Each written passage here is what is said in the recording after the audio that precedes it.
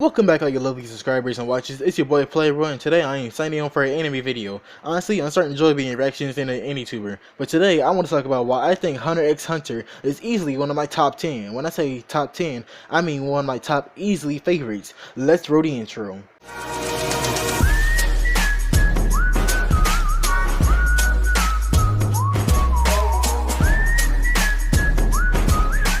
Hunter x Hunter is an anime about this main character named Gon, and he wants to be what's called in the title a hunter, so he can find his dad who left him with his aunt to raise him. If funny, I could become a hunter so I can find my dad. Oh, wait a minute.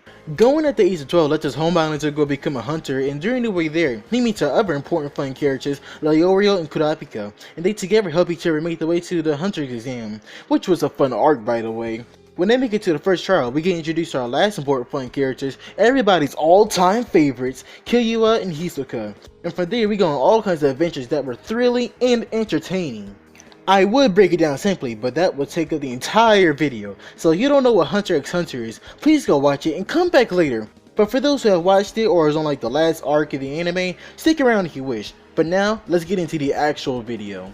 The reason why Hunter x Hunter is easily one of my top 10 is because the deeper you go into the series, the more you start feeling a message that hits hard. Let me explain.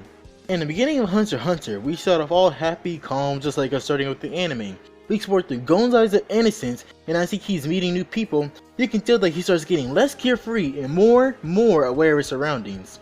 You can really tell when it started during the York New arc.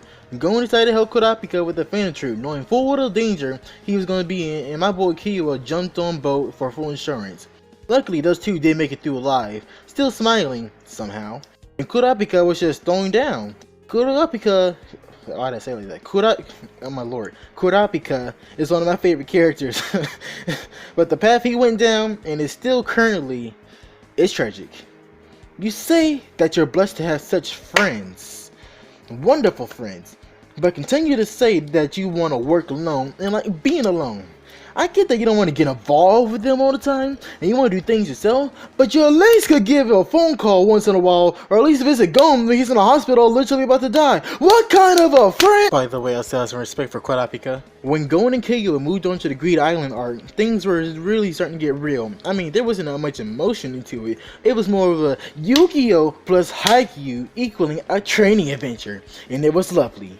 This was the arc where Gon and Killua started developing their Hatsu, aka anime powers, and after all that, they went on a lovely storytelling adventure, and after the whole arc ended, we moved on to the major arc, the Chimera Ant arc. I'm sorry if I pronounced that wrong. In this arc, we went through major leaking things, and it's funny because I almost felt like this arc was the butterfly effect. You know how something bad starts out tiny, then small, and it gets bigger and bigger until it's actually a threat level to humanity? I felt like that's one way to describe this arc in a whole. To be real, you can describe this whole anime like that in most of the episodes. Kite dies by murder from Pito, who is the first royal guard to be born to serve the king. Gon is very conflicted at the time and was about to commit suicide trying to stop Pito, which Killua thankfully knocked and saved Gon. When Gon wakes up, he hopes that Kite is still alive and sets aside finding his father to go rescue Kite. But deep down on the inside, from that very moment, Gon was slowly losing his immunity, but wasn't really aware of it. Meanwhile, Madam, aka the king, was born from the queen's womb, and that man was all powerful straight from birth. He could have taken over the world from the complete start if he wanted, but no. Madam said, I may be the most powerfulest, but I want to be the best at everything. And so he has, at least. He played chess, I think. He learned different languages and played whatever the hell that game was. But while he was playing all these games and learning all these languages, beating the best humans on a planet, Madam slowly began understanding the psychology and society of humans, and he was aware of it. But he grew more of a curious thought until he was satisfied meeting Komugi. He couldn't beat Komugi in... is that even checkers?